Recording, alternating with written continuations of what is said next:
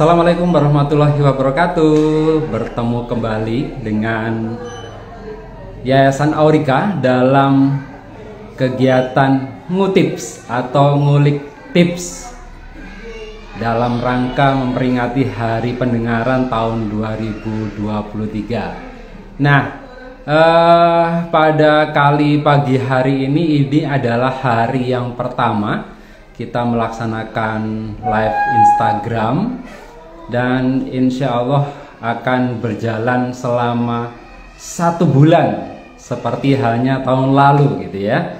Tahun lalu kita melaksanakan ngutips atau ngulik tips bersama dengan para narasumber dari berbagai instansi dan akademisi begitu ya. Nah, tahun ini apakah tetap orangnya sama ataukah akan berbeda? Kita lihat nanti. Kita akan ngobrol bersama dengan ketua yayasan kita sekaligus, dimana pagi hari ini adalah karena ini adalah hari pertama kita melaksanakan ngutips, berarti juga sekaligus sesi pembukaan dari kegiatan ngutips kita selama 1 bulan. Kita masih menunggu bergabungnya Bapak Sri Gutomo yang nanti kebetulan beliau adalah ketua Yayasan Aurika sekaligus founder dan owner gitu ya. Jadi pendiri maupun pemilik dari Yayasan Aurika.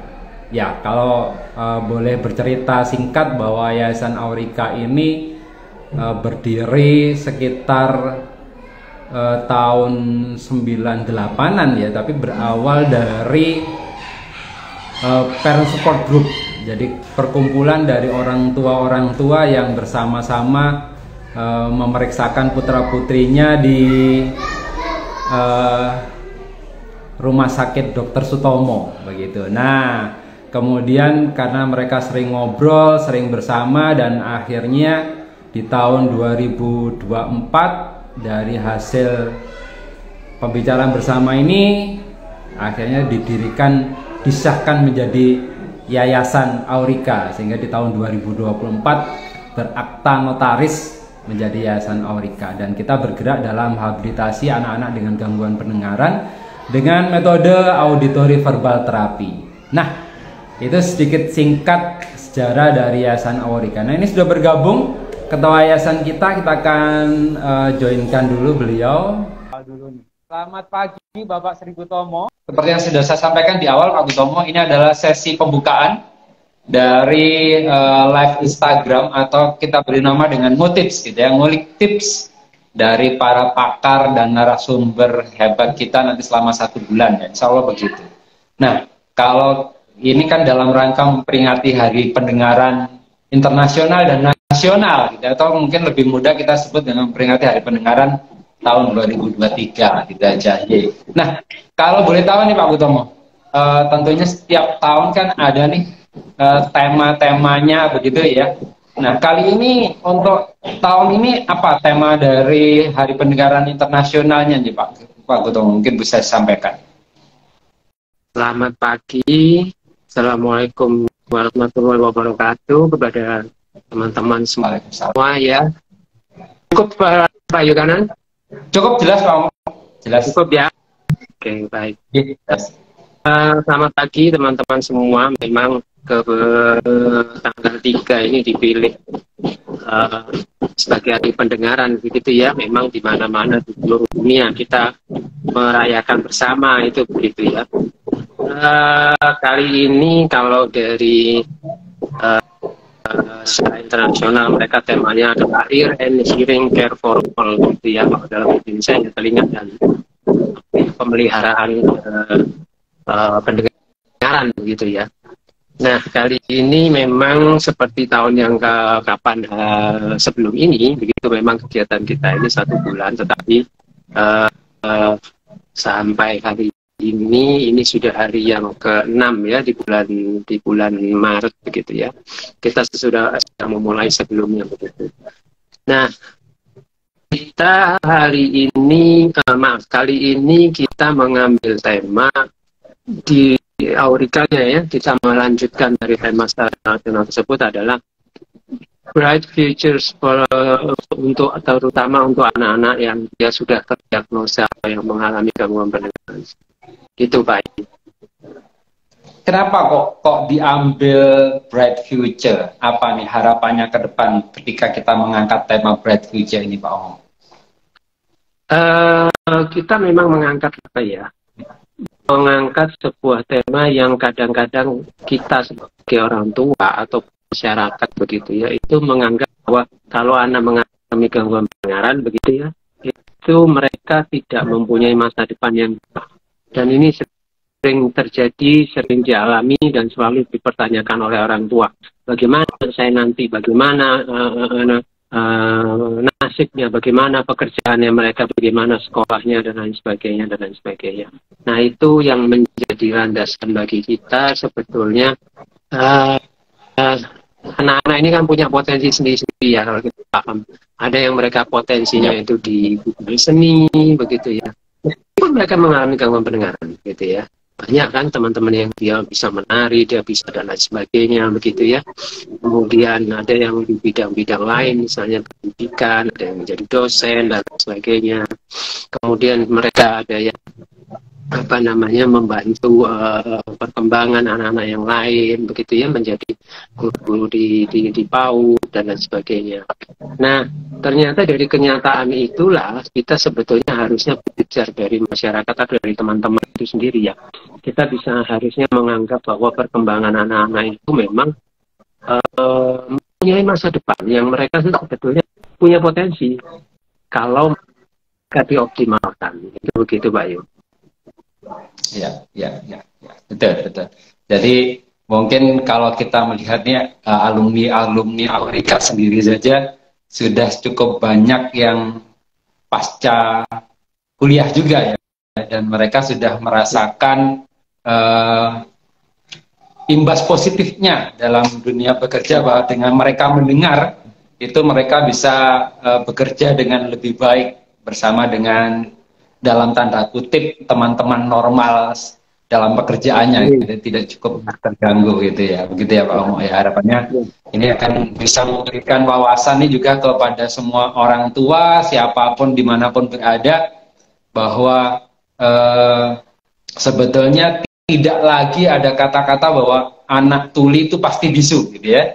Tapi dengan teknologi pendengaran yang modern saat ini, insya Allah anak-anak tuli mereka bisa mendengar dan mereka bisa berbicara. Betul demikian ya Pak? Mungkin bisa diberikan gambaran sedikit Pak Guru. Betul Pak Kanan. Jadi memang dari banyak literatur memang tahu ya, memang didapati dan juga dari prakteknya begitu ya. Dari penelitian-penelitian juga memang gangguan pendengaran itu masih bisa dioptimalkan. Jadi kenapa saya katakan gangguan pendengaran? Memang mereka terganggu pendengarannya. Tidak mengatakan tuli atau istilahnya tunarungu atau tuli atau dan sebagainya, tidak. Saya tidak merujuk pada satu identitas ya gitu. Karena saya merujuknya pada kondisi anak ini. Jadi kondisinya adalah mengalami gangguan pendengaran, bukan hal yang lain. Saya tidak anti ini dan itu, tidak.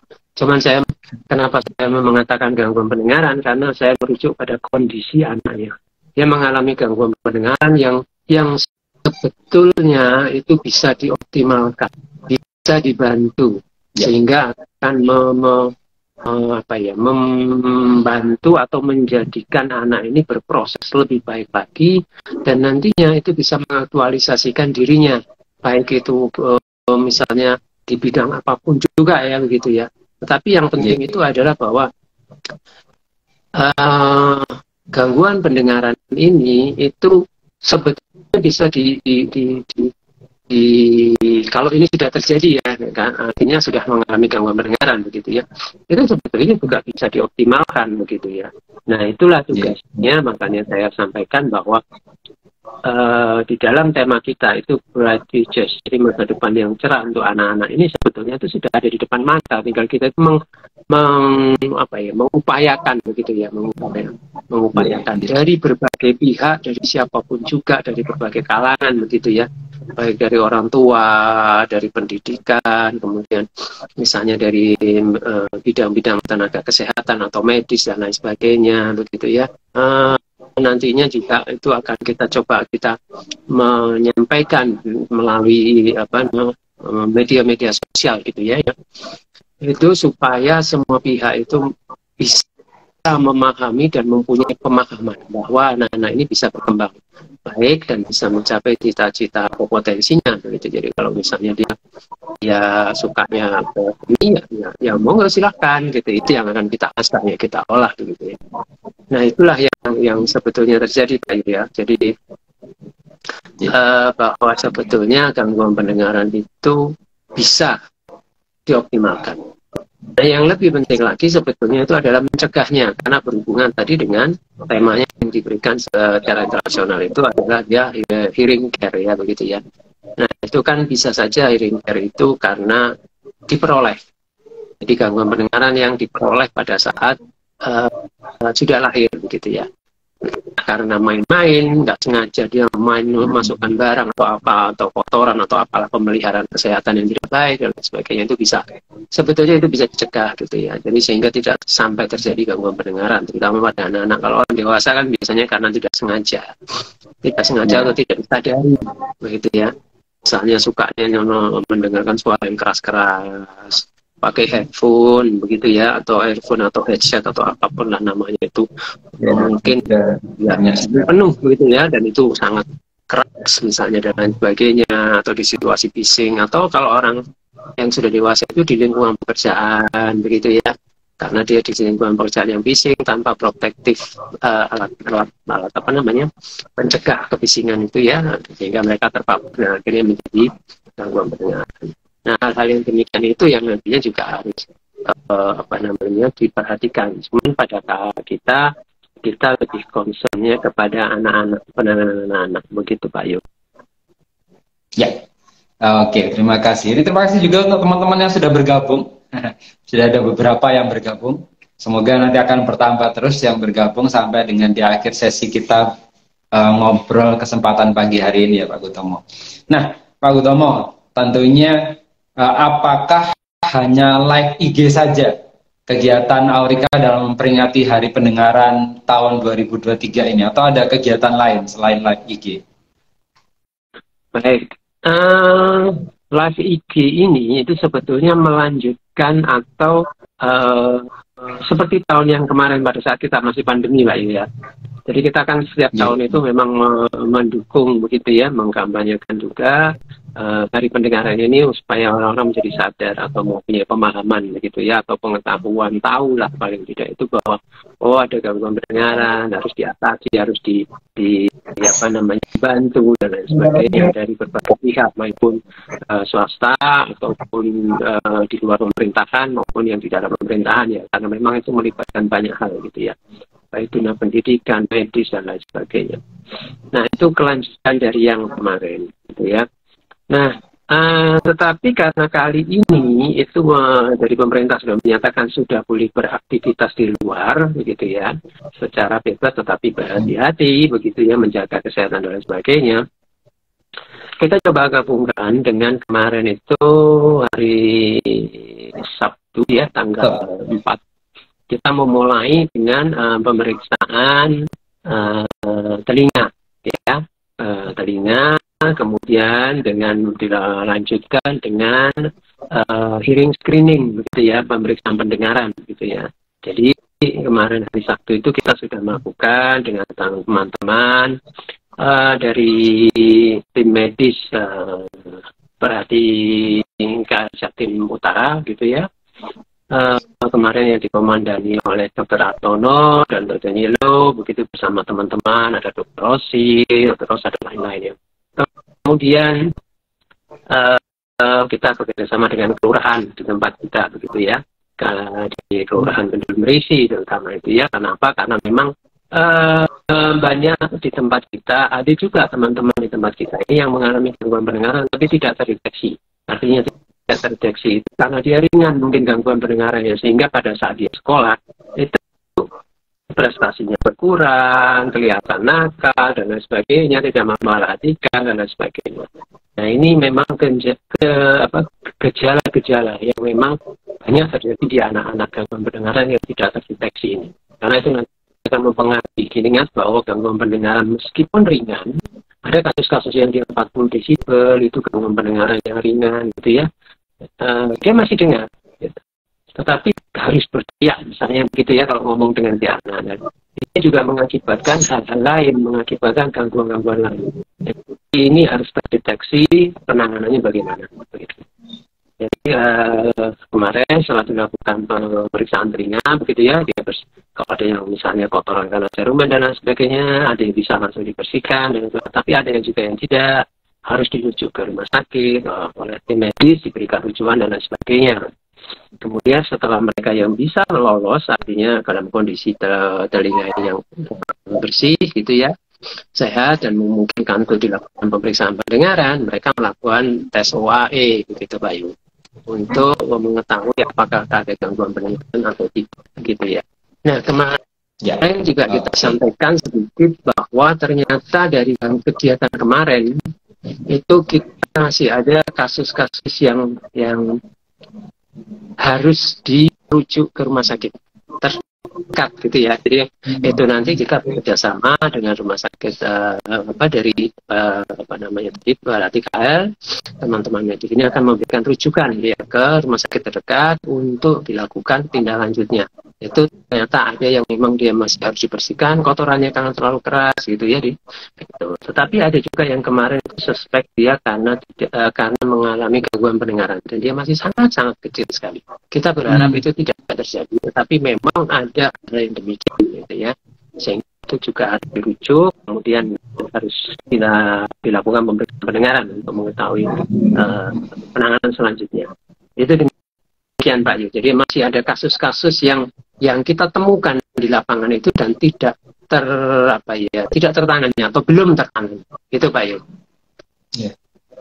Bisa jadi faktornya karena mungkin terlalu kecil atau karena mungkin masih ringan gangguan pendengarannya ya, sehingga orang tua merasa dipanggil saja masih tengok dengan suara yang keras gitu. Padahal sebetulnya ada, setelah dari dideteksi kemarin ternyata ada gangguan pendengaran ya. Jadi mungkin memang orang tua harus waspada nih pada anak-anak. Alangkah lebih baiknya mungkin sejak dini kita tahu ada gangguan atau tidak, mungkin lebih baik kita periksakan, begitu ya Pak sebetulnya ya. Pada kasus yang kemarin itu memang bisa saja karena masih ringan ya mungkin. Yang kedua juga karena faktor kesadaran ya, pengetahuan atau kesadaran orang tua juga bahwa proses tumbuh kembang anak saya itu begini, usia sekian harus sejak kakek ini, kalau tidur misalnya ada suara ribut dia terganggu misalnya atau dan lain sebagainya. Sehingga pengetahuan itu yang memang harus dicari ya, disosialisasikan gitu ya, ke manapun juga gitu, sehingga nantinya itu orang tua itu, atau terutama yang banyak terjadi itu pada orang tua atau ibu yang muda ya. Nah, itu pemahamannya, mereka menganggap bahwa nggak apa-apa, nanti dia akan bisa ngomong sendiri dan sebagainya, atau terlambat bicara. Itu masih ada kepercayaan atau pemahaman yang demikian. Nah, itu bisa terjadi karena keterbatasan informasi yang mungkin bisa diakses atau apa dan lain sebagainya. Tetapi harusnya itu tidak menjadi kendala ya, karena sekarang itu pemerintah itu juga sudah gencar. Mereka melalui puskesmas, ada posyandu, ada kader-kader posyandu dan lain sebagainya, itu ke mana-mana keliling untuk melakukan penyuluhan itu ya, begitu itu. Dan itu harusnya itu sudah lebih terakses itu informasi. Tinggal sekarang yang kadang-kadang kita itu memang menjadi kendala besar itu adalah pemahaman kita sebagai orang tua atau para orang tua ini yang kadang-kadang nggak apa-apa, itu nanti masih bisa, masa sih dikatakan begini, masa gitu. Nah, itu yang menjadi kendala. Memang harusnya kalau di beberapa negara maju itu sudah dilakukan pemeriksaan hearing screening pada saat anak itu sebelum pulang dari rumah sakit atau rumah bersalin, itu dilakukan. Tetapi ini di Indonesia masih belum terlaksana secara semua kelahiran begitu ya. Hanya saja Kalau ada risiko tinggi, misalnya ibunya dideteksi pada saat kehamilan, terjadi sakit misalnya karena virus, rubella atau apa dan macam-macam gitu ya, atau penggunaan obat-obat tertentu atau kondisi-kondisi kehamilan tertentu dan lain sebagainya, gitu ya, yang pasti teman-teman di bidang medis ini pasti lebih paham itu. Nah, itu barulah mereka dirujuk untuk melakukan pemeriksaan pendengar, sehingga memang kadang-kadang itu ada yang lolos gitu ayo. Jadi mereka tidak melakukan pemeriksaan pendengaran, tetapi mereka mengalami gangguan pendengaran. Baik itu karena dia sejak lahir karena orang tuanya kondisi kehamilan ya, bisa karena infeksi virus atau apa macam-macam sebabnya, gitu ya. Tapi juga bisa karena setelah dia dilahirkan. Nah, kadang-kadang itu yang menjadi kendala kita karena yaitu lolos tidak terdeteksi dengan secara keseluruhan gitu ya anak-anak itu. Jadi itu Pak Ibu sebetulnya yang mungkin memang ya, itu PR-nya banyak orang itu sebetulnya. Karena kan masyarakat ya, kasusnya masyarakat adalah karena keterbatasan gitu ya, bahwa kalau usia sekian belum bisa berbicara tidak apa-apa, nanti kita bicara sendiri pada usia lebih lanjut itu begitu. Jadi itu yang banyak terjadi Pak Iwan.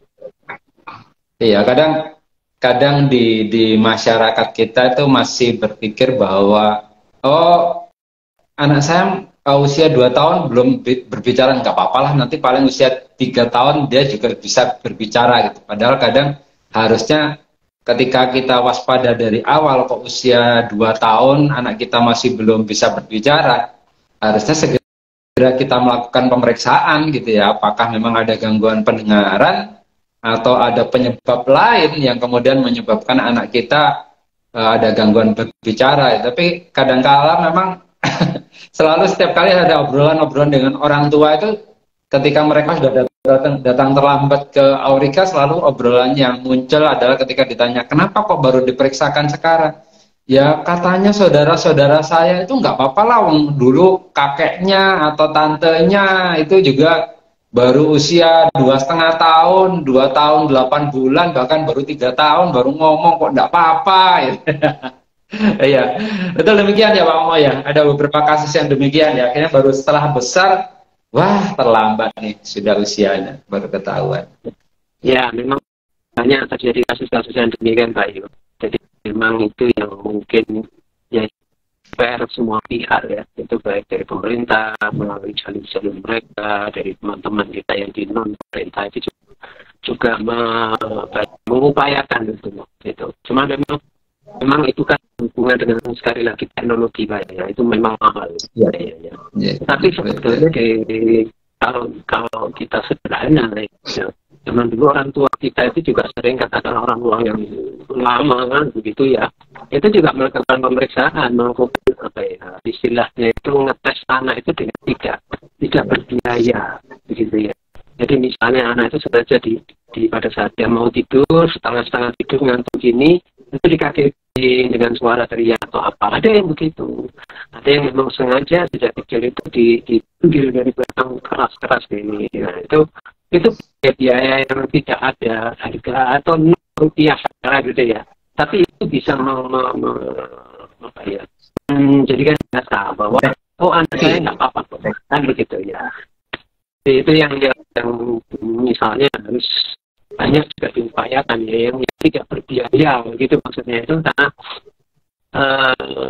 tinggal sekarang orang tuanya atau keluarganya ini aware tidak gitu ya, atau mereka mau mengakui nggak, misalnya anak saya ini saya coba pada saat dia tidur saya sengaja teriak bunyikan dengan keras, dia tidak terganggu, atau misalnya pada saat dia makan begitu ya. Kalau anak-anak bayi biasanya dia lagi nyusuin ke ibunya gitu, sengaja bunyi yang keras, pasti anak ini akan kaget dan bereaksi. Misalnya kalau tadinya lagi mengisap susu ibunya gitu ya, dia pasti akan berhenti. Sebentar nanti akan belajar lagi dan sebagainya. Nah itu cara-cara yang paling mudah sebetulnya untuk mengetahui apakah memang ada nggak indikasinya. Kalau ada, segera dilakukan pemeriksaan yang lebih objektif ya, yang kita sebetulnya dari teman-teman dari bagian medis dan sebagainya itu sudah punya ilmunya, artinya sudah punya, semua sudah ada sebetulnya. Tinggal itu tadi, mau nggak kita menerima bahwa oh ini dari gangguan pemeriksaan sejak awal ini, sejak kecil, sehingga bisa didapatkan nanti penanganan yang sesuai begitu Pak Yo. Ya, oke. Baik, terima kasih Pak Om. Nah, kalau live selama 1 bulan yang akan kita lalui ke depan, apakah ada perubahan narasumber atau narasumbernya tetap sama seperti tahun kemarin nih? Boleh ini secara garis besar saja Pak Om, narasumbernya dari mana saja untuk tahun ini dan materinya kisaran di apa gitu, biar untuk daya tarik nih, karena ini di awal ya, karena kita sesi pembuka, biar nanti orang tua ataupun praktisi ataupun yang lainnya akan selalu mantengin kita setiap jam 10 sampai dengan jam 11. Monggo Pak Gutomo. Ya Pak Yu. Jadi kalau kita kapan hari itu memang ada banyak Pak Yu ya, banyak sekali. Sekarang juga banyak kita dibantu teman-teman gitu ya. Ya orang tua, mereka akan berbicara dari pengalaman mereka begitu ya. Kemudian itu ada juga ya, mereka dari kalangan pendidikan begitu ya, gitu yang mereka dari universitas begitu ya, kemudian ada yang dari medis begitu ya. Jadi intinya memang kita banyak, dan ada banyak teman-teman kita yang lain juga bergabung dengan kita, mereka bersedia berdiskusi dengan kita, ngobrol dengan kita begitu, untuk memang tujuannya mereka sebetulnya sama dengan kita, untuk mengupayakan bahwa anak-anak ini tumbuh kembang ya, dan bisa berprestasi nanti lebih bagus lagi ke depannya. Dengan cara apa ya? Dan kalau ditangani sejak dia kecil kan hasilnya akan lebih bagus gitu ya, akan lebih baik begitu. Jadi misalnya dari pemeriksaan itu ada teman-teman dari dokter Asati Prasetyo yang ada di Jogja, dia juga bergabung dengan kita gitu ya. Dia akan membahas gitu ya mengenai pemeriksaan bagaimana dan sebagainya. Kemudian nanti itu juga salah satunya ada juga dari bidang medis dari Dr. Artono gitu ya, dia spesialis THT gitu ya, yang berkecimpung di bidang otologi gitu ya. Dia banyak melakukan melakukan pemasangan kolor implan dan lain sebagainya gitu. Dan dia juga akan membahas kasus-kakasus yang muncul setelah pemakaian atau pemasangan kolor implan gitu ya.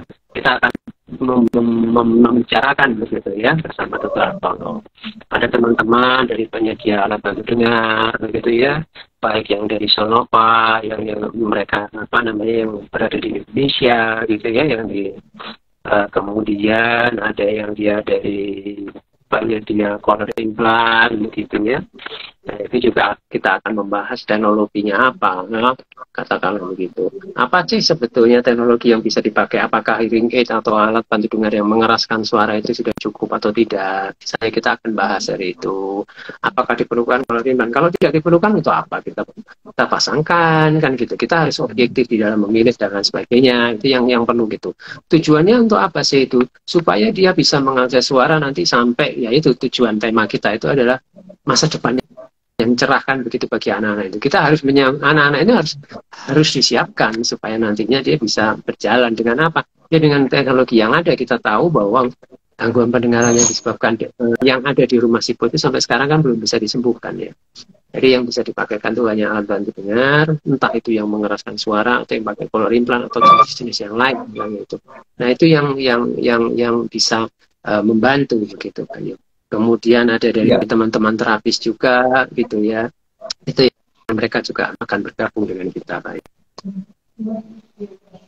Ya berarti ada kaitan dengan dokter-dokternya juga ada, praktisinya juga ada, terus dari akademisinya juga ada gitu ya Pak Gutomo. Semoga harapannya ke depan akan bisa memberikan banyak masukan nih pada orang tua terkait dari mulai pemeriksaannya, terapinya, evaluasi hasil terapi sampai dengan apa nih masa depan anak-anak kita gitu. Karena pasti masih banyak juga orang tua yang berpikir, waduh anak saya ada gangguan pendengaran. Kira-kira nanti bisa nggak ya sekolah? Kira-kira nanti bisa nggak ya bekerja? Insya Allah itu akan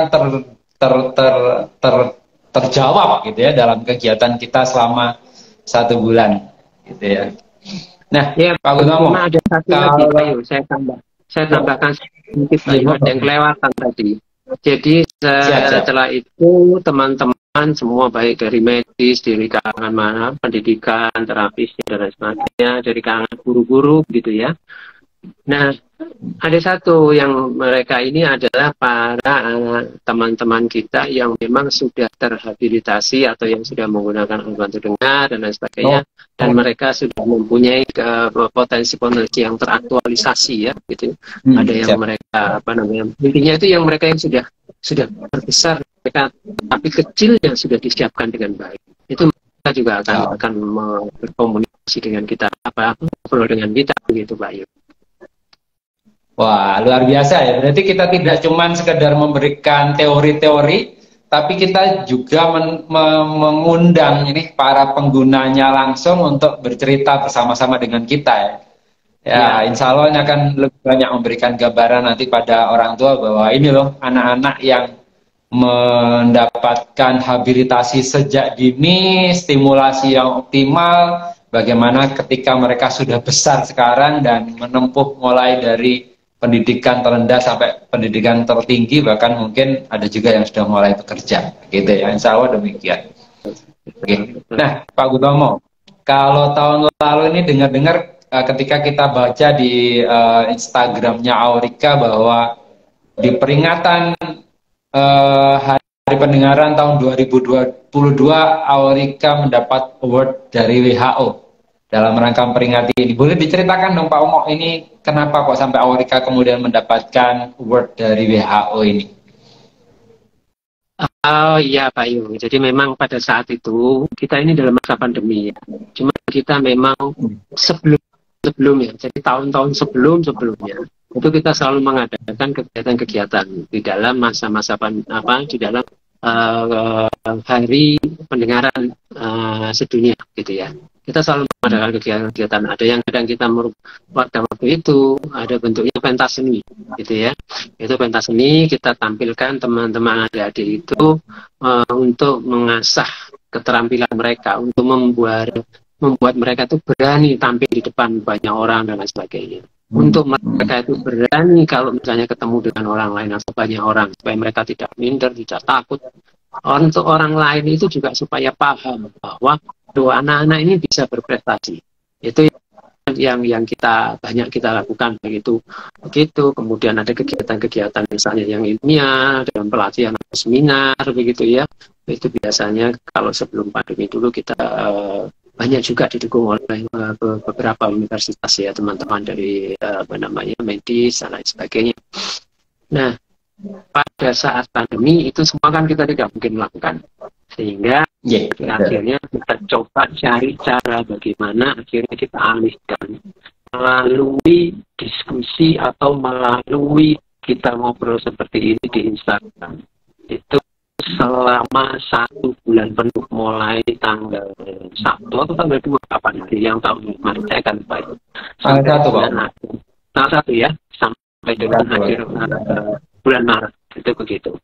Nah itu kita memang selenggarakan, dan ternyata pada saat itu karena memang pada saat itu sedang pandemi dan mereka teman-teman yang lain juga tidak berkegiatan di luar begitu ya, itu memang ternyata itu cukup membantu teman-teman, dan banyak sekali yang mengikuti kegiatan kita pada saat itu, banyak yang mereka terbantu dan lain sebagainya gitu. Nah dari situ itu memang kita laporkan kepada WHO itu bahwa kita melakukan kegiatan ini pada hearing day gitu ya, pada Hari Pendengaran Sedunia itu.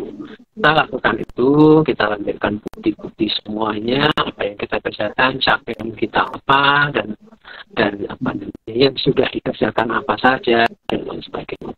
Selama ini ya, akhirnya mereka memang saya lihat juga kaget juga, karena sebetulnya kita juga tidak berharap ya, kita hanya melaporkan saja, memberikan laporan kegiatan begitu ya kepada mereka, dan ternyata bahwa itu diberikan sebuah penghargaan, sudah artinya berpartisipasi dan lain sebagainya dalam kegiatan hearing day ini.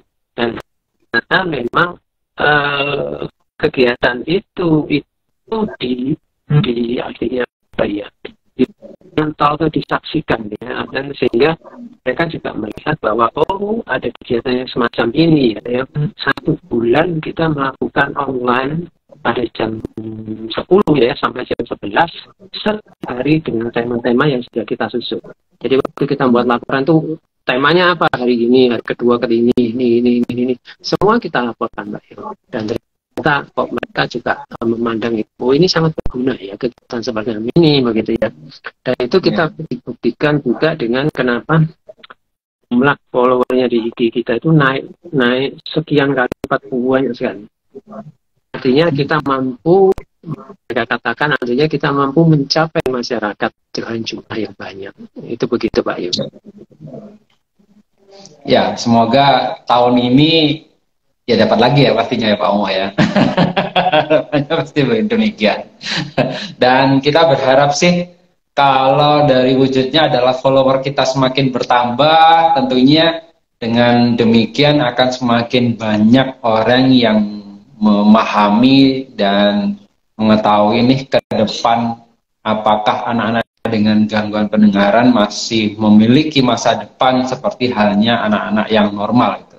Dan tentunya itu pastinya butuh stimulasi dan butuh habilitasi yang tepat, bukan hanya dari pihak lembaga terapi, tapi juga kerjasama dengan orang tua pastinya dalam mengembangkan. Dan ini nanti insya Allah selama 1 bulan kita akan berbagi tips dalam Mutips melalui live Instagram di setiap jam 10 sampai dengan jam 11 ya, kurang lebih sekitar 1 jam kita akan berbagi ilmu, bercakap-cakap dengan narasumber kita, mulai dari bagaimana mendeteksi anak, kemudian bagaimana memberikan habilitasinya, kemudian melakukan evaluasi sampai dengan melihat apa masa depan anak-anak kita gitu ya, seperti yang sudah disampaikan oleh Pak Goutomo tadi. Dan kalau yang tidak sempat mengikuti live IG kita, insya Allah masih akan tetap kita share ulang melalui Instagram maupun melalui YouTube kita di Yayasan Aurika gitu ya nantinya. Nah, Pak Goutomo, mungkin di akhir sesi kita, Pak Goutomo bisa menyampaikan apa pesan dan kesan untuk keluarga besar Aurika maupun untuk para penonton live IG dari Yayasan Aurika kali ini. Baik, terima kasih Pak Yu. Kali ini kan memang apa namanya kegiatan itu sudah dilakukan baik di luar maupun melalui online ya Pak ya. Sehingga kita berharap juga kegiatan-kegiatan itu bisa membantu, bisa menjangkau teman-teman lebih banyak begitu ya, menyampaikan informasi itu lebih banyak kemanapun juga. Tetapi yang lebih berkaitan dengan tema kita gitu ya, itu adalah masa depannya anak-anak itu kita coba upayakan, kita coba fasilitasi mereka ya, supaya apa? Supaya anak-anak ini bisa lebih optimal lagi, mereka bisa memilih kegiatan atau pekerjaan dan lain sebagainya, sosialisasi itu yang lebih luas lagi. Jadi jangan sampai meskipun itu sampai sekarang pun masih terjadi ya, jangan sampai anak-anak itu misalnya mencari pekerjaan aja susah. Karena apa? Karena mereka mengalami gangguan pendengaran yang sebetulnya kalau mereka paham, mereka anak-anak ini mampu berkomunikasi dengan baik, mereka bagus, skillnya bagus. Tetapi karena hanya ada label yang ditanamkan bahwa mereka mengalami gangguan pendengaran, mereka tidak mendapatkan kesempatan untuk berusaha, bekerja dan sebagainya. Nah, ini yang sebetulnya kita coba sosialisasikan ya ke teman-teman atau siapapun juga, gitu ya, baik itu lembaga-lembaga pemerintahan dan ataupun lembaga-lembaga yang non pemerintahan, gitu ya. Dan karena apa? Ada teman-teman yang pekerjaannya bagus-bagus, ada yang mereka ngajar, coba mereka ngajar anak kecil-kecil, mohon maaf ya, mereka kami di teman-teman ini dia ngajar mengaji untuk anak-anak. Ya itu kan susah juga Pak ya, tapi mereka ternyata mampu. Kemudian untuk mereka yang bekerja itu itu ada yang mereka melakukan assessment atau mewawancara pada pegawai-pegawai baru, penerimaan pegawai baru. Coba bayangkan Pak Iwan, anak gangguan pendengaran melakukan wawancara untuk orang-orang yang mereka tidak mengalami gangguan pendengaran. Nah kan berarti ini mampu orang-orang itu sebetulnya ya. Bukan sesuatu yang tidak mampu gitu ya anak-anak itu. Banyak itu Pak Yun. Yang mereka ngajar juga ada gitu ya. Dan ini hal-hal yang demikian ini yang harusnya banyak ekspos, banyak ditunjukkan, banyak dilibatkan ya teman-teman yang lain itu untuk mereka bisa melihat ini loh ternyata kalau ditangani sejak awal itu begitu. Dan yang kedua, kalau kita mau masuk ke bidang pendidikan dan lain sebagainya, itu juga akan sangat menghemat biaya dari pemerintah dan lain sebagainya gitu ya. Karena mereka tidak harus mendirikan sebuah sekolah baru misalnya untuk anak-anak yang mereka mengalami pendengaran, sekolah di luar biasa seperti tahun-tahun yang lama dulu dan lain sebagainya. Belum tentu itu. Tapi mereka bisa masuk melalui sekolah-sekolah inklusi. Tapi yang lebih dilatih atau diberikan pengetahuan adalah para guru-gurunya ya. Jadi sehingga mereka bisa menangani anak-anak ini dengan lebih baik gitu ya. Dengan mereka lebih disesuaikan gitu ya. Sehingga anak itu akan teraktualisasi. Anak itu akan maju, bisa mendapatkan kalau prinsipnya di inklusi itu dikatakan pendidikan untuk semua kan begitu Pak ya. Nah itu yang artinya bahwa pendidikan tidak usah dibedakan selama mereka bisa mengikutinya. Tetapi untuk bisa mengikuti itu kan harus ada dorongan atau persiapan yang disiapkan kan begitu. Sehingga yang harus disiapkan apa? Ya sejak kecil berarti apa? Ya berarti dari orang tua ini harus dibangun kan gitu ya. Pemahamannya dan lain sebagainya gitu. Sehingga nantinya itu akan berjalan sama seperti anak-anak yang tidak mengalami gangguan pendengaran. Proses belajarnya sama, kemudian alurnya sama gitu ya. Itu yang sebetulnya kita mencoba sebetulnya untuk membangun gitu ya pemahaman dari masyarakat maupun yang dari teman-teman yang ada di pemerintah ya. Banyak loh sebetulnya Pak Yun dari pemerintahan itu bukan hanya medis atau dinas kesehatan saja, bukan sebetulnya, karena ada pendidikan nanti akan terjunnya anak kan. Nah ini juga perlu ditata gitu. Setelah dari pendidikan itu kan dia misalnya dari sekolah PAUD gitu ya, naik ke SD. Berarti SD kan juga disiapkan SMP, SMA, itu ya SMK atau apapun namanya begitu ya. Kemudian juga nanti misalnya setelah itu dia mau ke kuliah di universitas atau mungkin vokasi ya, itu pun juga harus dipersiapkan gitu ya. Pendidikan tinggi intinya begitu ya. Nah setelah itu bidang pekerjaan, berarti kan dinas tenaga kerja juga harus disiapkan dong, kan begitu ya. Nah, pada saat penanganan, itu juga akan harus begitu. Karena apa? Anak-anak ini menggunakan teknologi yang dimana di Indonesia kita sadar betul bahwa teknologi itu sangat mahal. Dan begitu, ketergantungan kita kepada teknologi yang diproduksi oleh negara lain, yang itu kan mahal itu pasti. Nah, berarti kan harus melibatkan banyak pihak itu. Tidak hanya itu tadi yang disebutkan, salah satunya dinas kesehatan, tapi mungkin juga dinas bagian keuangan, atau mungkin juga di bagian Ditjen Pajak dan sebagainya. Peraturan-peraturan yang mendukung itu yang juga harusnya kita coba artinya semua itu disiapkan. Karena ini menyiapkan untuk anak loh, ini bukan untuk satu orang. Begitu, kalau kita penduduknya ada sudah 260 juta misalnya, itu kan sesuatu yang mahal sekali ya. Katakanlah 10, nggak sampai 10%, katakanlah. Kalau ngitungnya gampang 10% kali 260 juta, sudah berapa juta baik. Itu mahal kan ya. Memang harus dipikirkan sama-sama, dan memang kita coba bangun kerjasama dengan banyak pihak ya, supaya yang anak-anak ini terlayani, Kalau ini mereka terlayani dengan baik, pasti dengan baik, insya Allah mereka juga akan tumbuhnya dengan baik dan mereka akan berprestasi dengan baik. Ya kan? Itu yang sebetulnya ingin kita capai adalah itu. Demikian Pak Yus, semoga kegiatan kali ini bisa memberikan pemahaman, bisa memberikan membangun kolaborasi begitu ya dengan banyak pihak, dengan teman-teman dimanapun juga begitu ya. Tidak hanya teman-teman dari pendidikan, tetapi banyak pihak seperti yang sudah kita lakukan.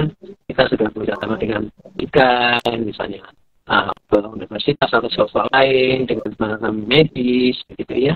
Nantinya akan hal-hal yang lain-lain gitu juga harus dipersiapkan supaya anak-anak ini bisa tumbuh. Nah, kita perlu kerjasamanya dari banyak pihak, Pak Yu. Begitu, Pak Yu. Terima kasih Pak Utomo. Dan mungkin tahun depan sepertinya kita bisa ini nih, ada wacana mengundang dari instansi-instansi ya Pak Utomo ya, untuk mereka ikut ambil bagian dari dinas kesehatan, dari ketenaga kerjaan, dari sosial gitu. Mungkin tahun depan kita bisa agendakan nih 1 minggu full gitu kita bersama dengan mereka gitu, sehingga kita bisa tahu nih kebijakan-kebijakan pemerintah terkait dengan anak-anak ABK, khususnya dengan anak-anak gangguan pendengaran. Bahkan mungkin kita bisa mengundang dari teman-teman Komisi Disabilitas Indonesia gitu ya untuk ini, karena sekarang kan kita ada nih Komisi Nasional Disabilitas yang khusus memang dibentuk oleh Pak Jokowi untuk menangani saudara-saudara kita yang mengalami disabilitas, termasuk juga di dalamnya ada anak-anak gangguan pendengaran ya gitu. Ya. Nah, insya Allah nih semoga tahun depan kita bisa menjadikan agenda untuk masuk ini sehingga akan lebih banyak yang tahu, atau mungkin tidak nunggu tahun depan ya. Di ngutips di bulan-bulan berikutnya kita bisa bergantian yang mengundang mereka untuk obrolan yang cukup menarik tentunya, karena kebijakan pemerintah pasti juga akan berimbas gitu ya pada bagaimana nih stimulasi dan rehabilitasi buat anak-anak kita ke depannya. Nah, Pak Omo, karena ini kan acara pembuka gitu ya, ini adalah obrolan pembuka atau ngutips yang pertama sekaligus pembuka ngutips selama 1 bulan. Jadi mungkin ibaratnya kalau ada kegiatan pasti ada kata-kata pembukanya. Mungkin Pak Omo bisa menyampaikan saya buka gitu. Monggo Pak Utomo, silakan. Sudah diucapkan oleh Pak Yu, karena saya buka tadi sudah dibuka. Baik, ayo. Jadi terima kasih ya. Sebentar, sedikit saya sampaikan sedikit memang seperti tadi Pak Yu, ini saya sedikit saja kembali ke apa yang diomongkan Pak Yu tadi, bahwa kebijakan pemerintah itu sangat akan mempengaruhi, akan membantu gitu ya. Kita contohkan aja di negara seperti Singapura, yaitu baru tahun 2002 itu mengadopsi semua anak-anak itu usia berapa lahir sampai dengan kalau nggak salah 18 tahun, saya lupa itu dibiayai oleh pemerintah.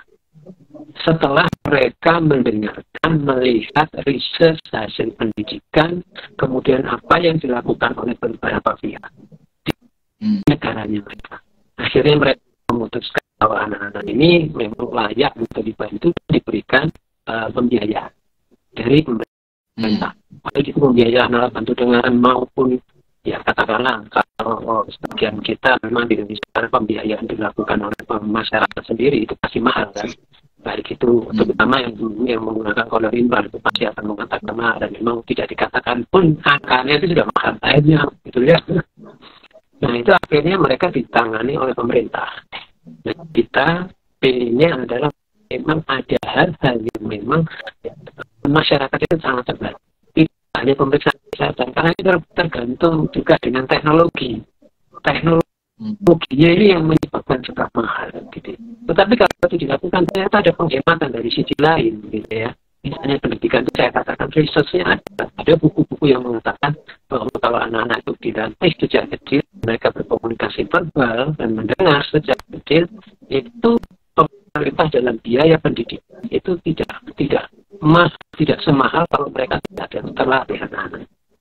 Nah itu yang mungkin pengalaman beberapa negara ya, negara-negara lain bahkan Australia itu dulu mereka menerapkan itu sejak tahun 90-an itu mereka sudah menerapkan dan lain sebagainya, atau mungkin negara-negara yang lain dengan caranya mereka sendiri ya, gitu ya, di Jepang juga atau di mana. Nah, ada yang melalui asuransi, ada yang memang langsung melalui kalau kita tempat BPJS dan lain sebagainya. Itu banyak cara. Memang itu yang sebetulnya kita ingin upayakan juga supaya ya, penanganan itu kalau tidak ada bantuan atau tidak ada kerjasama dengan pemerintah yang nggak ada gunanya, itu nggak bisa jalan itu. Kita berharap semua anak-anak dan teman-teman, baik itu mereka ya orang tua atau para profesional lainnya ya, baik pendidikan ataupun apapun juga medis ataupun terapis dan guru-guru dan lain sebagainya, apapun itu bisa memanfaatkan informasi-informasi yang kita bagi nantinya gitu ya, yang akan kita obrolkan di tempat kita ini. Kemudian silahkan deh diikuti di Instagram kita atau di media-media sosial kita yang ada, misalnya di YouTube nantinya dan lain sebagainya. Mungkin juga akan ada di Facebook. Kalau ada yang mau bertanya silahkan tinggalkan komennya di sana dan lain sebagainya. Atau kalau memang mau berdiskusi langsung, silahkan ada nomor-nomor kita yang bisa, nomor-nomor kita yang bisa diakses. Kalau kita butuh berdiskusi dengan kita, silahkan, kita akan siap membantu dan coba kita diskusi apa sih yang terbaik ini. Semoga kegiatan ini akan berguna banyak ya, bermanfaat banyak bagi teman-teman ataupun siapa juga mereka, baik dari pemerintahan ataupun dari kalangan yang lain begitu. Kali ini kita sebagai pembuka pada tanggal 6 ya, kita ini jadi masih ada banyak lagi, itu tadi yang disebutkan di awal, pembicara-pembicara yang lain yang akan bertemu dengan kita, baik orang tua, ada guru, ada yang dari universitas, ada yang dari medis gitu ya, ada yang dari terapis dan lain sebagainya, itu semua ada, dan juga ada dari teman-teman anak-anak yang sudah terhabilitasi dengan baik gitu ya, sehingga kita mampu berkomunikasi dengan baik dan sudah banyak berprestasi di luar begitu ya. Semoga dengan kegiatan ini semua akan terbangun pemahamannya, semua akan memiliki informasi yang lebih bagus sehingga kita bisa membantu anak-anak ini, sama-sama membantu anak-anak ini untuk maju gitu. Semoga apa yang kita akan lakukan ini bisa memberikan manfaat, terutama juga kepada orang tua untuk berani bangun, untuk berani memperjuangkan anak yang baik. Saya rasa itu Pak Yo, semoga bisa terrealisasi dengan baik. Semoga obrolan pembuka kali ini bisa mencapai teman-teman semua gitu ya. Dengan ini semoga kegiatan ini berjalan lancar dan selalu kita meminta pertolongan kepada Allah itu untuk kegiatan-kegiatan kita semua agar berjalan dan bermanfaat untuk banyak orang. Pak Yo, ini semoga pembukaan ini menjadi permulaan diskusi kali. Begitu Pak Yo, silakan dibuka. Ya, terima kasih Pak Gutomo untuk pembukaannya. Semoga kita akan lancar selama 1 bulan ke depan kegiatan kita ini untuk live IG, dan banyak yang bisa hadir dan banyak juga yang mungkin akan aktif bertanya begitu, sehingga akan semakin tergali nih apa yang menjadi ilmu-ilmu dari narasumber kita, sehingga kita juga akan semakin paham bagaimana kita menghabilitasi dan menstimulasi anak-anak kita, dan kita juga memahami apa masa depan yang cerah di balik kondisi yang mungkin saat ini kita hadapi bersama. Kadang saat ini kita baru merasakan sedihnya gitu ya, tapi memang namanya orang untuk mencapai sebuah kesuksesan kan pasti berawal dari sedih dulu ya. Dari bersakit-sakit dulu gitu ya, sampai akhirnya bersenang-senang kemudian, harapannya demikian. Nah, sekali lagi terima kasih Pak Gutomo, dan semoga Bapak Ibu keluarga besar dari Yayasan Aurika, saudara-saudara sekalian yang jadi followernya dari Yayasan Aurika bisa sharing nih pada saudara-saudara yang lain, sehingga akan semakin banyak yang tahu bahwa di selama bulan Maret ini kita akan mengadakan live IG, berbagi ilmu, berbagi tips dengan para narasumber hebat kita terkait mulai dari bagaimana deteksi anak-anak gangguan pendengaran, bagaimana habilitasinya, bagaimana evaluasi pasca habilitasi maupun masa depannya yang sebagai tema utama kita adalah Bright Future untuk tahun 2023. Harapannya benar-benar bright future buat anak-anak tercinta kita, buat anak-anak istimewa dan anak-anak hebat kita. Terima kasih sekali lagi Pak Butomo, sampai bertemu di sesi-sesi berikutnya. Dan sekali lagi juga saya ucapkan terima kasih untuk yang sudah berkenan join pagi hari ini. Kami mohon bantuan sharing pada saudara, kerabat, dan yang lainnya sehingga kita bisa bertemu dengan suasana yang lebih hangat dan gayang di ngutips-ngutips pada sesi-sesi berikutnya. Terima kasih, saya akhiri. Wassalamualaikum warahmatullahi wabarakatuh. Terima kasih Pak Utomo. Sampai jumpa. Saya mohon izin live ya. Iya Pak.